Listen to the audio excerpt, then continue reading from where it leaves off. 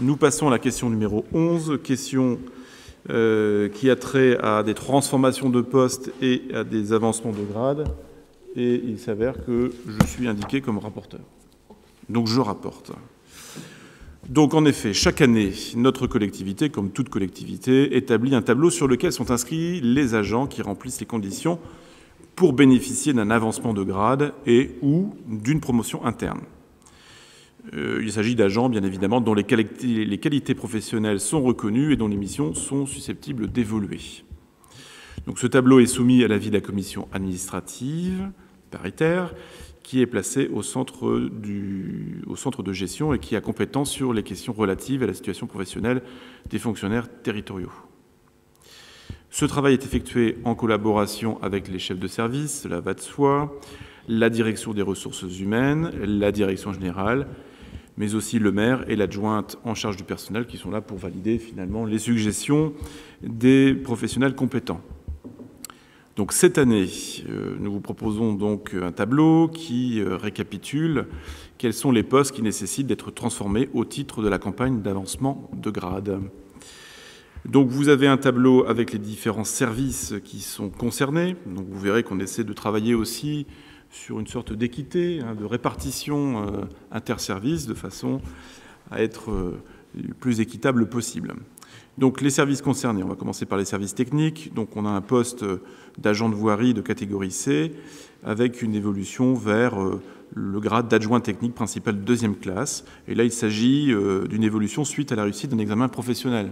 En effet, je le rappelle, dans la fonction publique territoriale, la voie royale, si je puis dire, pour progresser, c'est de passer des concours internes et ensuite de pouvoir bénéficier de l'avancement de grade, surtout si cela concerne un agent qui occupe déjà des fonctions qui sont en phase avec ce grade.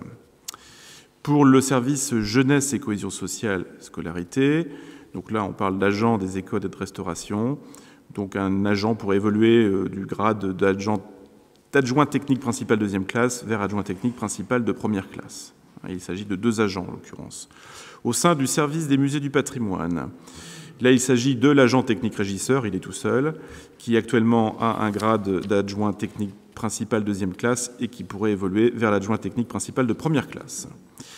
Pour le service gestion des locaux, donc il s'agit du chef de service qui actuellement est dans un grade d'adjoint technique principal deuxième classe qui évoluerait lui aussi vers le grade d'adjoint technique principal de première classe.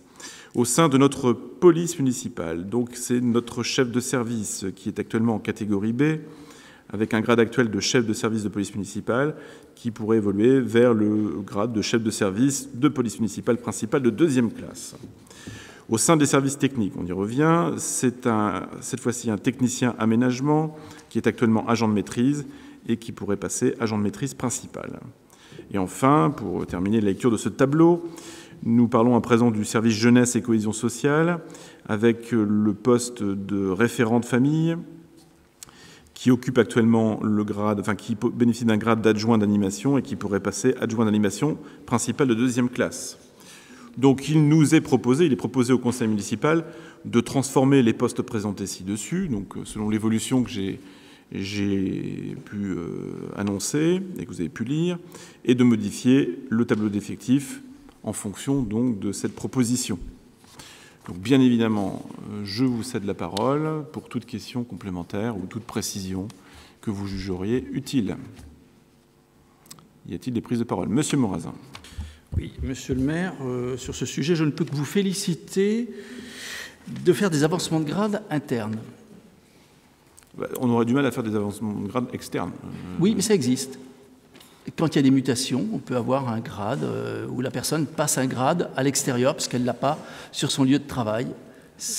Peut-être pas dans votre administration, mais dans d'autres administrations, ça se fait. Je ne connais pas très bien l'administration territoriale. Certes.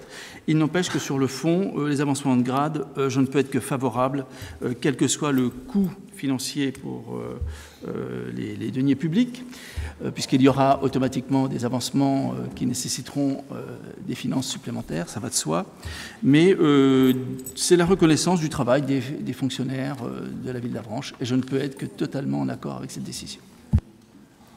Merci. Alors, je tiens à préciser que ce travail se fait de manière extrêmement minutieuse, dans le sens où tous les critères sont examinés de manière objective, avec un système de notation qui a évolué, bien évidemment, puisque nous avons maintenant un nouveau mode d'évaluation qui n'est plus basé sur des notes, mais sur un entretien entre l'agent et son supérieur hiérarchique direct, et qui permet véritablement de juger le plus objectivement possible du caractère méritant de l'action de l'agent.